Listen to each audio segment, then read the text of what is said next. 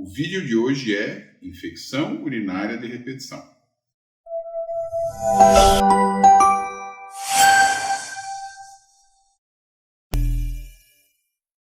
Esse tema, gente, é um importante tema dentro dos consultórios. Já gravamos alguns vídeos sobre infecção urinária e infecção urinária de repetição ou recorrente. Tem umas pequenas diferenças aí, mas é um tema um pouquinho mais extenso e vale esse vídeo, tá bem? Infecção urinária de repetição, novamente, quem é a maior vítima da infecção urinária de repetição são as mulheres. Já falamos no vídeo anterior, mas vou recapitular. A genitália feminina facilita bastante as infecções urinárias. Mesmo mulheres com excelentes condições de higiene, com cuidados de higiene adequados, alimentação, sistema de defesa adequado, tudo bem, e tem infecções urinárias de repetição. A gente pode fazer um comparativo a outras situações, né? Dor de ouvido de repetição, bronquite de repetição, faringite de repetição, sinusite de repetição. Tem pessoas que vivem com essas ocorrências. Infecção urinária pode ser algo bastante importante na vida de uma pessoa. E 2, 3, 4, 5 vezes por ano as pessoas podem apresentar. Eu tenho pacientes que mal saem de um tratamento, já começam outro quadro de infecção urinária. E isso traz um desânimo na vida desse paciente impressionante. Mais uma vez, quase sempre mulheres. Então essa pessoa que vem já angustiada, veio do seu gineco, veio do seu geriatra, veio de um clínico geral, que tentou, dentro das limitações da especialidade, tentar resolver o problema dessa paciente de uma forma definitiva, com orientações adequadas de higiene e tudo mais. Mas, às vezes, não são suficientes e precisa de uma investigação mais profunda. Aí entra o papel do urologista investigar de forma mais adequada a isso. Né? A produção estava perguntando agora há pouco, você vai falar dos exames, certo? Sim, dos exames. Vamos falar dos exames. É fundamental os exames, né? Esses pacientes acabam indo para o urologista justamente porque os outros profissionais não têm como fazer determinados exames. Então, entre as causas mais frequentes de infecção urinária de repetição, e aí os exames focam em cima dessas situações, são as condições de higiene. A maioria das pacientes, obviamente, tem condições de higiene adequadas. Algumas orientações em relação à higiene pós ter evacuado ou uma higiene após relação sexual são importantes, né? Relação sexual, aliás, é muito importante, gente. Muitas pacientes se queixam, doutor, eu tinha um relacionamento com uma determinada pessoa, nunca tive infecção urinária. Agora estou com outra pessoa, estou tendo infecção urinária de repetição. Opa, isso é muito significativo, né? E ela sempre faz essa pergunta, será que essa pessoa que eu estou me relacionando é doente, tem alguma doença? Não necessariamente. Né? Durante a relação sexual, necessariamente vai entrar bactéria dentro da bexiga. O ato sexual em si envolve a introdução de bactéria pelas secreções, né? Tanto vaginais quanto a secreção ali de uretra masculina, que tem bactérias. Tem bactéria tanto da paciente, tem bactéria do parceiro dela. E o ato sexual em si vai levar a entrada de bactéria dentro da bexiga. E existe todo um mecanismo de defesa que passou a não funcionar. Por que com o parceiro anterior não tinha problema e com o atual parceiro tem problema? É doença? Não necessariamente é doença. O sistema imune dessa paciente estava acostumado a lidar com as entradas de bactéria do parceiro anterior. Esse parceiro atual tem bactérias da genitália dele, não são bactérias nocivas, digamos. São bactérias que tem na pele do paciente, como tem nas nossas mãos, como tem no nosso corpo. Nós tomamos banho, diminui a quantidade de bactéria. Nunca esteriliza a pele, gente. Nós não temos como, no ser humano, você usar um sabonete que esterilize nenhuma bactéria. É impossível. O álcool, a gente usa o álcool para tentar diminuir a quantidade de bactérias. E é diminuir a quantidade de bactérias. Então é muito importante a higiene pré-coital, antes da relação, se essa paciente está apresentando infecção urinária com esse novo parceiro, fazer a higiene pré-coital, pré-relação sexual. Então o casal se lavar antes. Parece meio anedótico isso até, né? Doutor, tem que dar uma paradinha? Sim, gente. O parceiro vai ter que entender isso. Senão toda vez que essa paciente tem relação sexual, no dia seguinte ela está com queixa. E é bastante frequente isso. Até senhoras que estão casadas há muito tempo, de um tempo em diante da relação, começam a apresentar, doutor, eu tenho relação sexual com meu parceiro, com meu marido, com meu namorado, e no dia seguinte eu estou mal. O que está acontecendo? Alguma coisa relativa ao sistema imune dessa paciente não está lidando com as bactérias desse parceiro. Então é fundamental que o casal, antes da relação, e é imediatamente antes da relação, faça uma higiene genital adequada, que é se lavar. Ah, doutor, mas eu tomei banho às 6 da tarde. Vocês estão tendo relação às 9, 10 da noite? Não adianta, gente. Das 6 da tarde até as 10 da noite, a quantidade de bactérias da pele, da região da vagina ali, ou da pele peniana do parceiro, elas se multiplicam imensamente. Imensamente. Então, não adianta. Essa higiene pré-coital, pré-relação sexual, é muito importante. Eu costumo indicar sabonetes especiais. Existem sabonetes delicados para a região genital, geralmente não são muito eficientes. Os sabonetes habituais são mais eficientes, mas tem pessoas que têm a pele muito sensível, não suportam esses sabonetes comuns, digamos. E nós temos à disposição hoje produtos que podem ser recomendados, conforme o caso, que são extremamente eficientes nessa higienização da região genital, sem, no entanto, trazer um quadro de alergia ou irritação em virtude da química do produto. Então, esse é um ponto muito importante. Segundo ponto muito importante, paciente que vem apresentando infecção urinária de repetição. Fazer uma higiene pós-evacuar. Pode soar meio ridículo. Os meus alunos aí que às vezes dão risada quando eu vou dar aula sobre esse tema, é se lavar depois de evacuar. Parece anedótico de novo, mas não é, gente. O papel higiênico, na verdade, não limpa nada, né, gente? Ele tira o excesso de fezes ali, por mais que você passe o papel higiênico, ainda está sujo. O ideal é fazer a higiene ali da região anal com sabonete, seja um sabonete simples, seja um sabonete mais delicado, ou seja, esses sabonetes que a gente recomenda em consultório, que são sabonetes extremamente eficientes. Isso é fundamental. Olha, seria ideal para todas as pessoas a gente ter esse hábito, né? Eu falo no consultório, que pena que os bidês, e talvez quem é mais velho lembre do tal do bidê, né? Quem tem cabelo branco talvez lembre dos bidês. As casas antigas tinham bidês. Bidês são aqueles chuveirinhos, um vaso sanitário que tem um chuveirinho, né?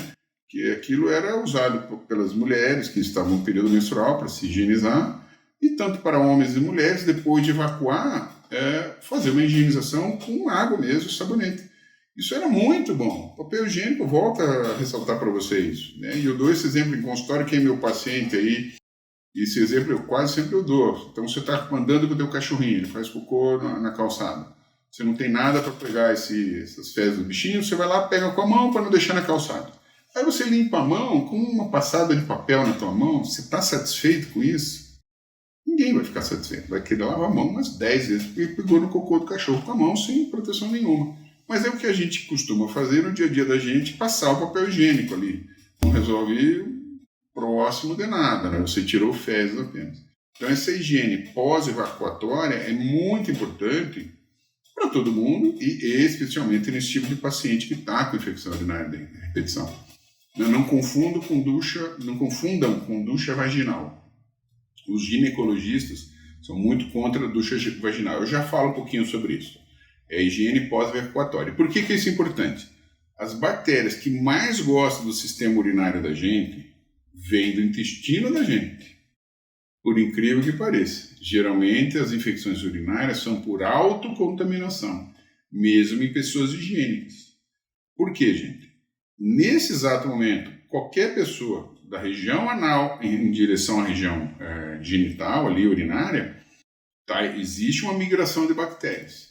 Por algum motivo, o sistema imune da pessoa não está adequado, essa migração de bactérias ocorre, e ocorre em mim, ocorre em vocês. Nós homens temos a questão do pênis, que é uma proteção para a gente, as mulheres não têm, e essas bactérias se deslocam em direção à região vaginal e da uretra feminina.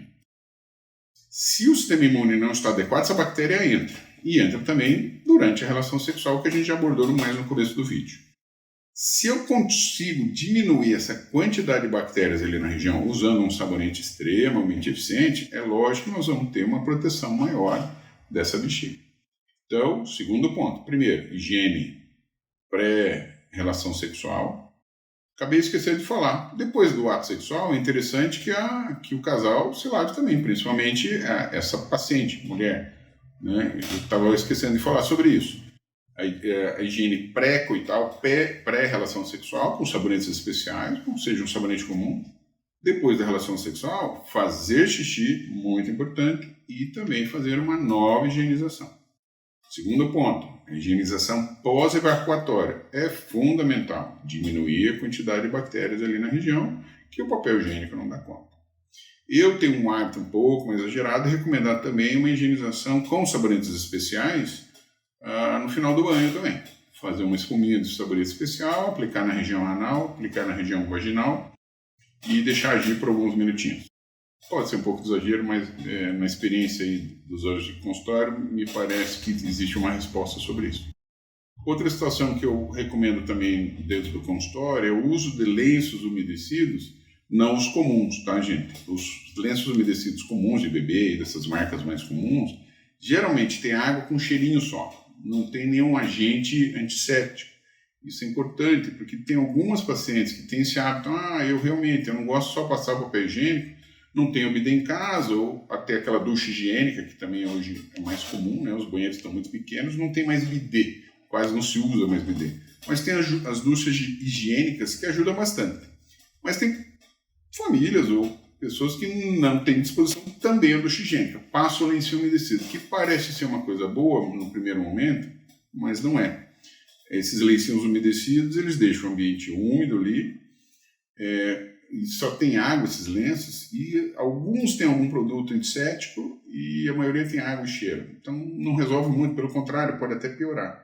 Então o uso de lenço umedecido é bom sim, faz uma higiene um pouco melhor, mas desde que haja algum produto antisséptico junto. Tem poucas marcas no mercado que oferecem esse tipo de produto, é muito interessante. Recomendo quando mulheres, né? Deixar dentro da bolsa um pacotinho, não costuma ser caro. Após urinar, se seca e passa o lencinho umedecido com o produto. Então, essas são geralmente as recomendações que eu faço para prevenção da infecção urinária. Outra coisa interessante, então, além de diminuir a entrada de bactérias, que foram esses 3 pontos que eu falei para vocês, o uso de substâncias que dificultam a vida da bactéria dentro da bexiga. Vou falar rapidamente, é o cranberry, que você já deve ter ouvido falar. Quem sofre de infecção urinária sabe que existe já há alguns anos uma assertiva em relação ao uso do cranberry, que é uma frutinha que vem do Canadá, que ela tem um produto que melhora a produção de um muco dentro da bexiga, é um muco que se torna agressivo, dificulta a fixação de bactéria. E a acidificação da urina também, a gente costuma usar vitamina C, que não é para melhorar a imunidade do paciente. O excesso de vitamina C sai pela urina. Vitamina C, para quem não sabe, é um ácido, chama-se ácido ascórbico. Essa urina fica cheia de vitamina C, fica ácida e, obviamente, um ambiente ruim para a bactéria ficar. A história também de consultório. O pepino azedo. Por que não estraga o pepino azedo? Porque está no vinagre. É isso aí. Se a bexiga está cheia de ácido, a bactéria tem dificuldade de sobreviver. Então é um raciocínio meio lógico, assim, você diminui a quantidade de bactéria que entra, com uma higienização mais efetiva. Depois eu falo sobre a ducha vaginal, que é um pouco controversa, mas mesmo assim um tanto de bactéria vai entrar, mesmo com essa higienização melhor. Nós vamos criar um ambiente ruim para essa bactéria ficar, com a acidificação da urina e o uso do cranberry. Tem alguns detalhes aí um pouco mais específicos para cada paciente, tem que ser customizado para cada paciente. Se mesmo assim essa paciente continua tendo infecção urinária, nós vamos talvez usar um antibiótico quando ela tem contato sexual. E mais raramente usar antibiótico de forma contínua. Isso no passado era muito frequente, eu vivi isso na época do começo da residência. Os professores não tinham muitas opções, tanto de sabonete quanto esses produtos, o raciocínio em relação à vitamina C não era muito claro, para dificultar a vida da bactéria. Então se dava antibióticos, a paciente ficava anos tomando antibiótico, numa dose mais baixa, mas com as suas consequências, né, gente? Antibiótico nunca foi saudável, o uso prolongado de antibiótico. Então esses são um mecanismo, tudo isso que eu falei para vocês, Então, são maneiras da gente diminuir a frequência das infecções urinárias. Vocês viram que eu não falei nada sobre diagnóstico. Falar um pouquinho sobre diagnóstico agora. Eu costumo fazer isso em consultório. Eu dou esse pacote de situações para diminuir a frequência das infecções. Tem muita paciente que acaba ficando por aí. Ah, doutor, nem fui fazer os exames. Eu me dei tão bem usando a vitamina C, usando o cranberry, fazendo higienização otimizada com esses sabonetes especiais. Parei de ter infecção e muitas desistem até da investigação. Eu não recomendo muito, sempre acho que devo fazer a investigação. Investigação, basicamente, sempre, lógico, por um exame de urina completo, né, para a gente identificar qual que é a bactéria que está acometendo essa paciente, né, que agarrou amor para essa paciente, não larga da bexiga. Exames de imagem, né, que vão desde uma ecografia, uma tomografia, exames mais complexos como uma cintilografia, um exame um pouco mais complexo. São exames indiretos. Por que a gente chama de indireto? Porque não invadem a paciente. São exames que podem fazer um diagnóstico. Já falei para vocês, pode estar relacionado à pedra no rim, ou na bexiga, os cálculos renais. Podem estar relacionados a refluxo, quando urina, o paciente, a urina tem que ir para baixo, não pode voltar para os rins. A cintilografia se presta para isso. Posso ter uma deformidade, que aparece numa tomografia. Então, exames de imagem indiretos, menos agressivos, para a gente tentar chegar a um diagnóstico. E às vezes mata aí, né? O exame de urina identificar quem é o nosso vilão, quem é o nosso inimigo.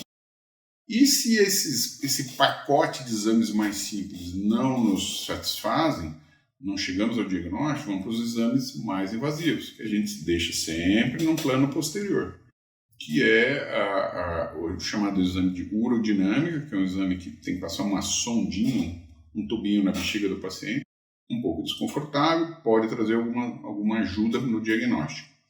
E o outro é a chamada cistoscopia, que é um exame que usa uma câmera que vai entrar na bexiga do paciente, na uretra do paciente, na bexiga e tentar fazer um diagnóstico, às vezes tirar até uma amostra da bexiga, estudar os canais, né, os ureteres que vão até os rins. Podemos ter diagnóstico aí que ajude a fechar esse diagnóstico, o porquê das infecções urinárias. Então, você vê que é um tema bastante extenso aí, o vídeo acabou ficando um pouco longo. Não falei ainda das infecções urinárias no homem, que envolve a próstata. Vamos fazer um vídeo sobre isso, falar sobre prostatite e infecção urinária masculina. E o tratamento, gente, só concluindo, então, passa pelo uso de antibióticos. Muitas vezes, todo esse esquema de prevenção que eu falei para vocês, às vezes é o suficiente. O uso de hidratação, muito importante, paciente que não toma água, otimização da infecção. Existe uma vacina, foi um blockbuster no passado, vai resolver as infecções urinárias de repetição. Não foi bem assim, tem seu papel e alguns pacientes é útil, né? E tratar as causas que estão causando essas infecções, né? É uma deformidade da bexiga, vamos resolver. É um refluxo da bexiga para o rim, vamos ter que resolver. É um cálculo que está na bexiga, um cálculo que está no rim, vamos ter que resolver. E poucas vezes a gente não consegue ajudar esse paciente dentro da urologia. Nós temos que agregar um profissional da imunologia. Então, o sistema imune humano é extremamente complexo, foge do nosso âmbito de trabalho. Muitas vezes a gente tem que chamar o imunologista ou o infectologista para ajudar a gente a lidar com essa infecção. Gente, desculpa, o vídeo ficou um pouquinho longo, mas é isso aí. Vamos falar de novo, talvez com mais detalhes. Vocês mandem as perguntas, né? O vídeo de hoje, então, fecha por aqui.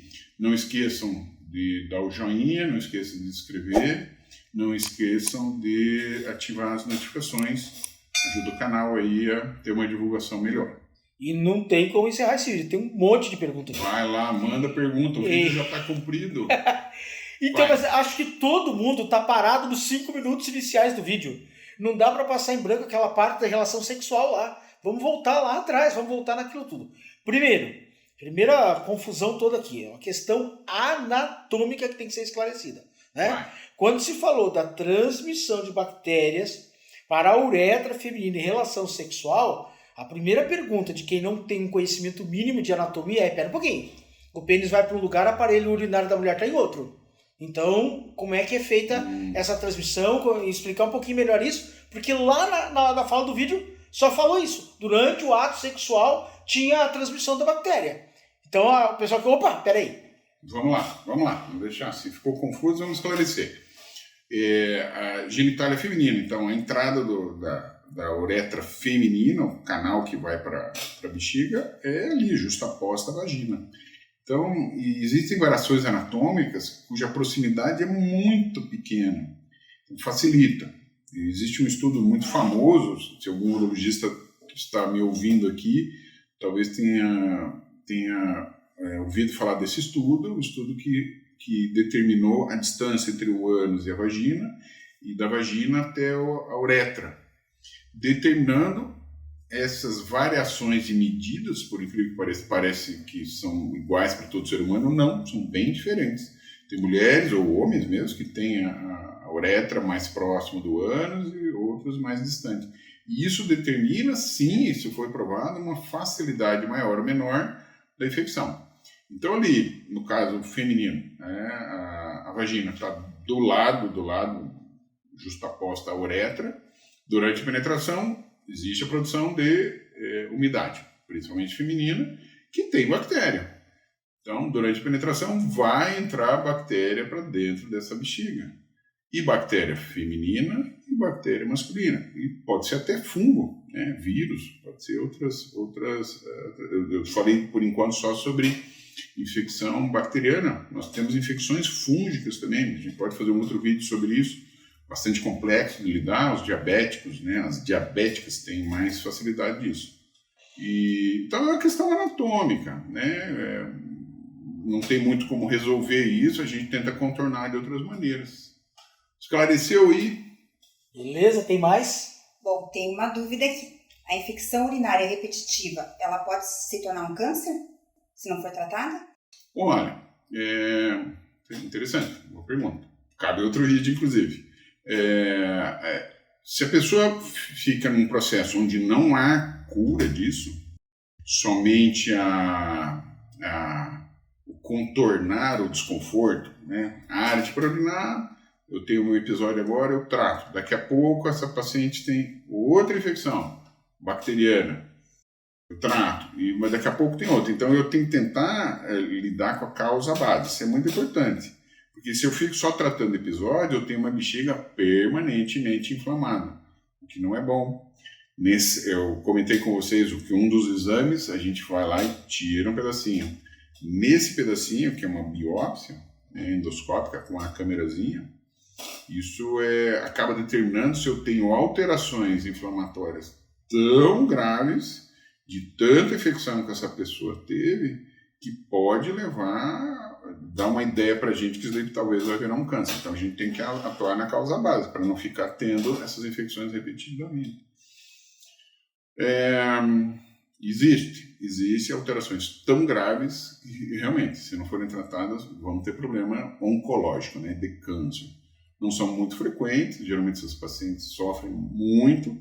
Tem casos gravíssimos, né, até nem comentei, mas casos gravíssimos, tem pacientes que chegam a ter que tirar a bexiga, não aguentam, tem que ficar com a bolsinha, você já deve ter visto pessoas com bolsinha, de tanta infecção, e começam a aparecer alterações inflamatórias tão graves que podem virar um câncer. Um resumindo que nós entendemos, porque se entendemos errado aqui, talvez alguém em casa também. Se entendermos certo, acho que vai ficar bacana.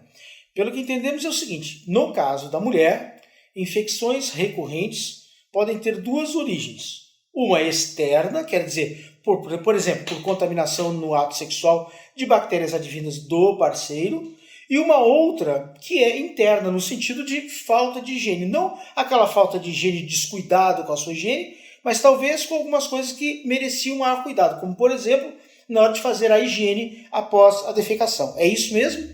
É isso, perfeito. Aliás, talvez eu acho que é o ponto mais importante. Mais do que essa higiene pré ou pós-relação sexual, né?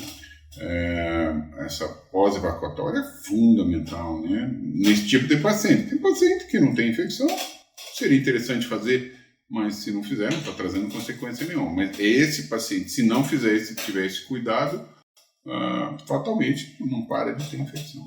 Uma outra coisa que citou durante o vídeo é o seguinte, então citou o seguinte caso, uma mulher chega e diz que ela tinha um namorado, um marido, sei lá, enfim, um parceiro fixo, fazia um sexo sem todos esses cuidados e nenhum problema com infecção.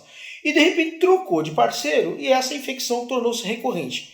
Podemos então dizer que não é só uma questão de contaminação, mas uma questão de sensibilidade, quer dizer, um parceiro tem um determinado tipo de bactéria, um determinado de flora bacteriana, que não provocou nenhum tipo de sensibilidade. Outro parceiro tem outro tipo de flora bacteriana que é mais sensível àquela mulher ou não? Isso, nós não vamos terminar esse vídeo, mas eu vou explicar, que é interessante. Agora você falou é uma brincadeira de consultório que eu faço com os pacientes para elas entenderem. Bactérias são vacas. Tem a vaca com chifre, tem a vaca sem chifre, tem a malhada, tem a preta, tem a branca. Então, cada um tem sua vaca. Desculpa, gente, é uma brincadeira. Só para tornar didático. Eu, como professor, eu tenho esse hábito, né, de tornar didático. Então, essa senhora tem as vaquinhas dela, tem as suas bactérias, que é a bactéria de chifre, ou a bactéria pretinha, a branquinha, ou azulzinha, cor-de-rosa. E o sistema imune dela está habituado a lidar com essa bactéria, que entra na bexiga dela, mas o sistema imune já tem o exército pronto para lidar com essas vaquinhas. Se o parceiro anterior dela, tem as bactérias dele também, e o sistema imune dessa paciente reconhece, sabe lidar com essas bactérias dele, está tudo certo, existe um equilíbrio.